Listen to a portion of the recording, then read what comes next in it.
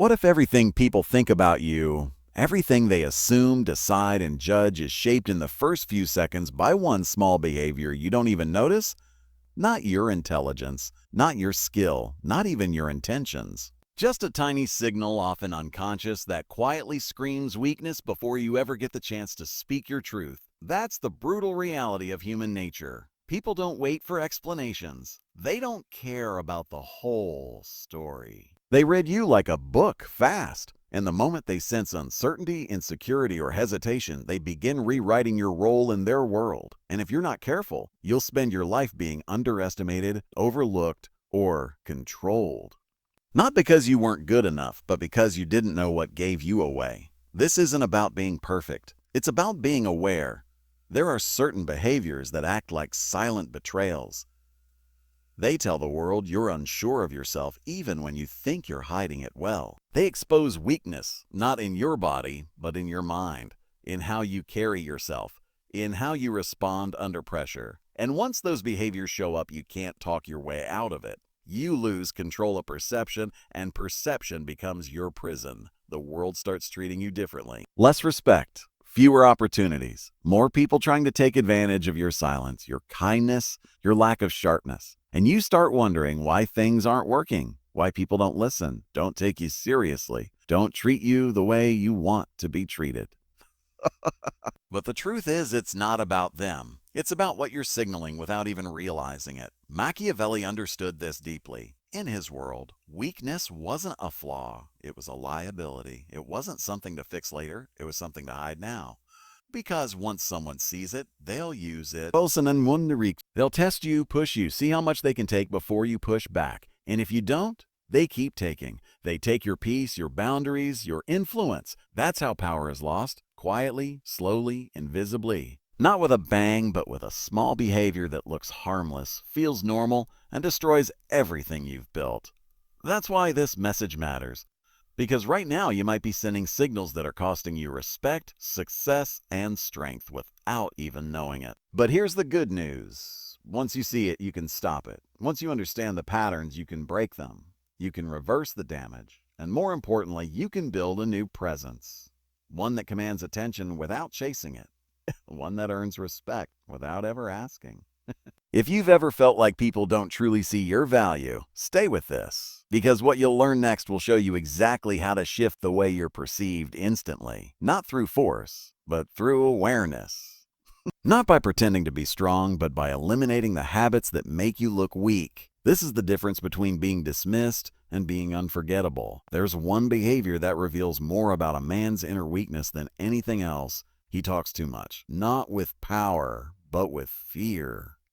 He overexplains, justifies, and defends every decision, every thought, every move. And he doesn't even realize what it's doing to him. Because on the surface, it looks like communication.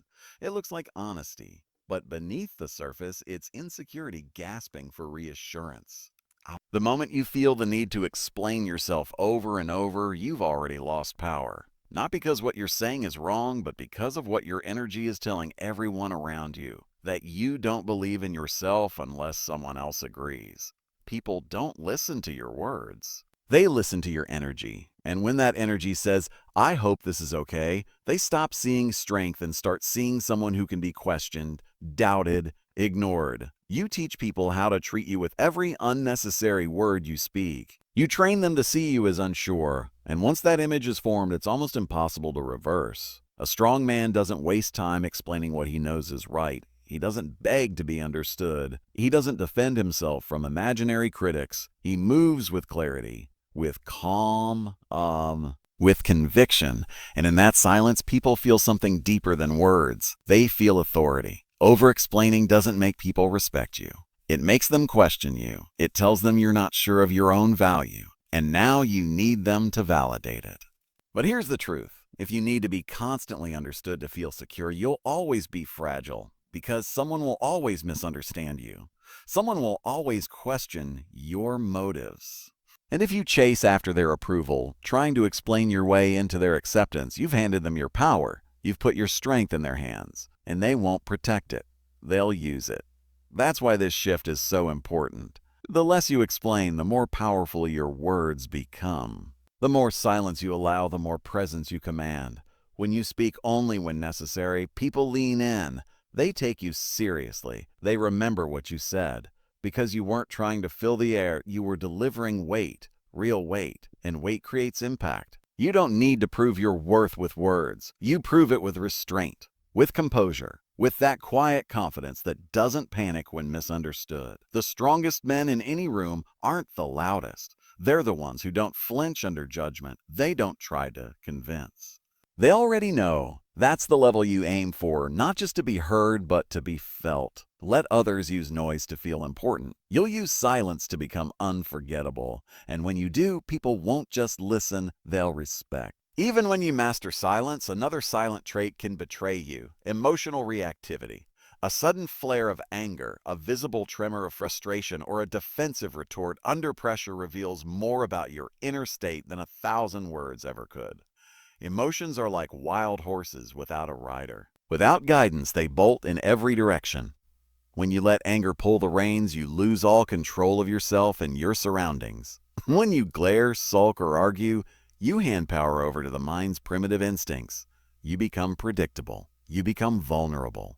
People watch for this instinctively. They test you with provocation. They push your buttons. And when you react, they see the opening. They learn exactly what rattles you. They adapt their attack accordingly. You lose authority. Your reactions speak louder than any crafted speech. They say, "Here is where I break. Here is where you triumph." And once they triumph, they keep triumphing. Power becomes a prize they claim from you again and again. Machiavelli taught that a ruler must appear unshakable, calm under siege and composed under chaos. A man who refuses to lose his temper shows strength. He signals that no force, no insult, and no pressure can move him. That immovability creates awe. It draws respect. It radiates confidence. In modern psychology, this is called emotional regulation. Those who master it gain access to more resources, more influence, and more control over outcomes. Their presence becomes magnetic because people crave safety around calm strength. You build that stability by changing your relationship with emotion. You don't fight it. You train your mind to observe its rise as if it were weather on a distant horizon. Notice the heat in your chest. Notice the surge to speak. Notice the racing pulse. Then pause. Breathe deliberately. Let your rational mind catch up. That moment of pause between feeling and reaction is where true power lives. In that gap, you reclaim choice. You reclaim control. You transform a knee-jerk response into a measured reaction that commands attention.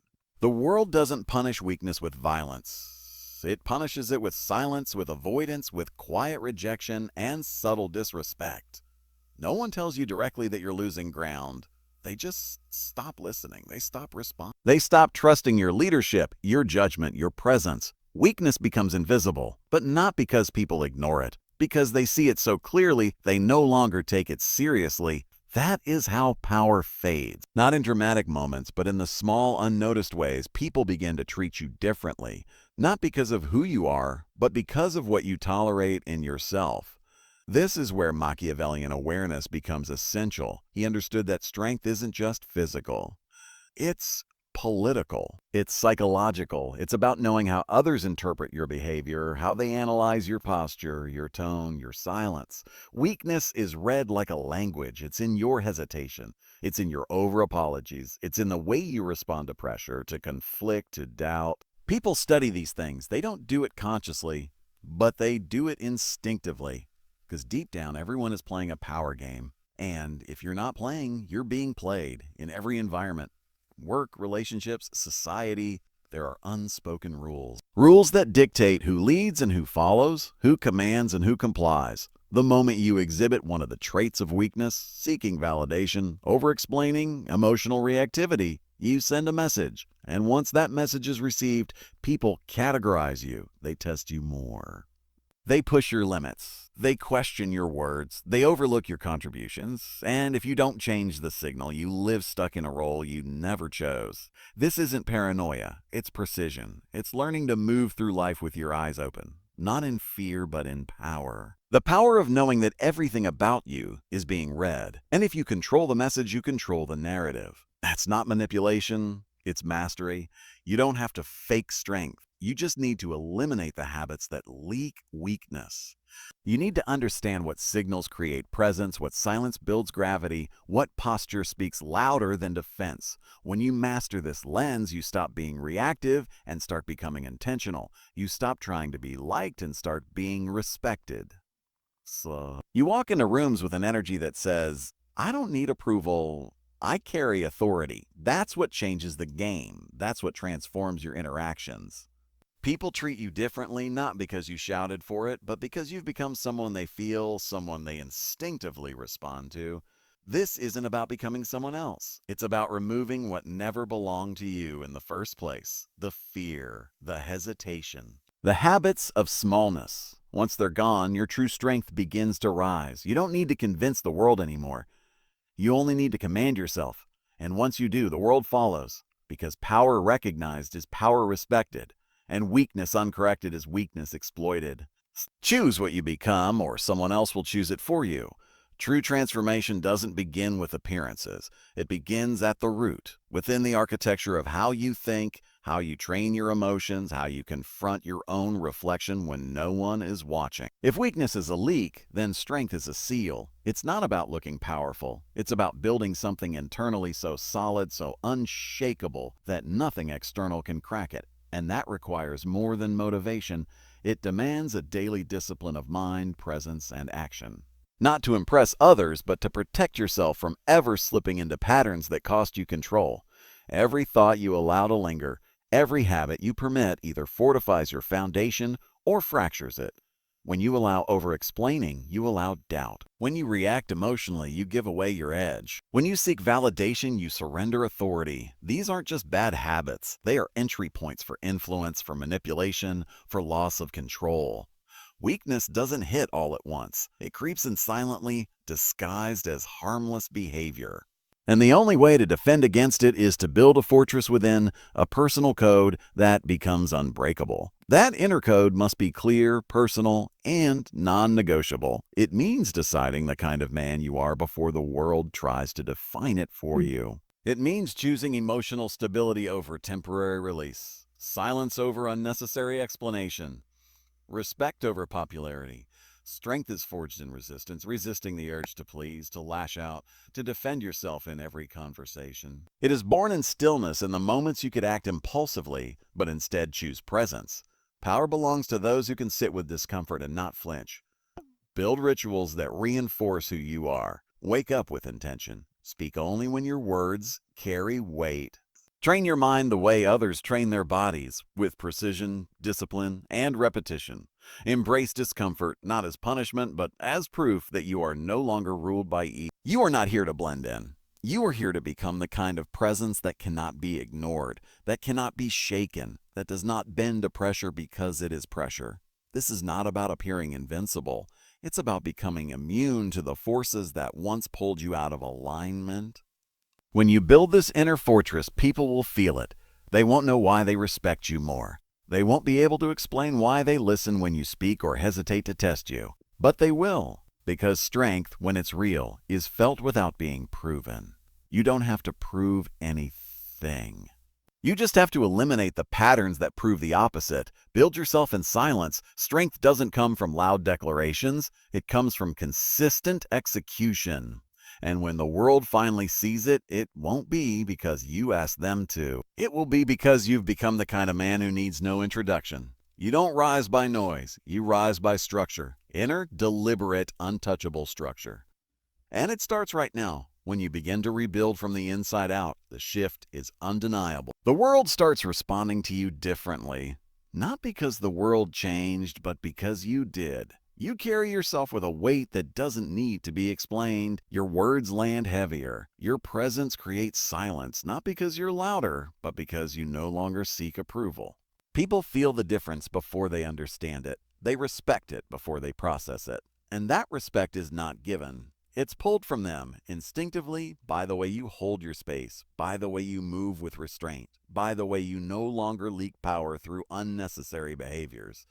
This is the power of psychological gravity. You don't force it, you become it. You walk into a room and energy adjusts. Conversations slow. Eyes shift. The need to prove yourself vanishes because you've made a decision to no longer need anything from anyone. That independence is magnetic. That stillness is rare. People feel safer around someone who doesn't waver, who doesn't chase, who doesn't collapse under pressure. And that's exactly who you're becoming, not a man who demands attention, but one who earns it without effort. That is power in its purest form, the power of being unreadable, the power of being unfazed. When you stop living for reaction, you begin living from intention. You no longer play the game on someone else's board. You set your own rules. You choose your own pace. You become the fixed point others orbit, and it's not about dominance. It's about mastery. Mastery of self, mastery of energy, mastery of perception. Weak men chase position. Strong men embody presence. And presence, once earned, cannot be faked. It shows up in your tone, in your posture, in your ability to sit in silence without discomfort, in your refusal to justify your worth, in your ability to be misunderstood and still move forward with unshaken certainty. This is what separates men who rise from men who beg. One builds his power in silence and lets the results speak. The other builds his image on reaction and lets emotion destroy him. You already know which one the world follows. Become the man whose power doesn't need a voice to be felt. The one who can walk into any room and shift the air without saying a word. That is real power, and it's already in you. And never give it away. Every day, you either tighten your grip on who you are or let it slip through small, unnoticed choices. There is no standing still.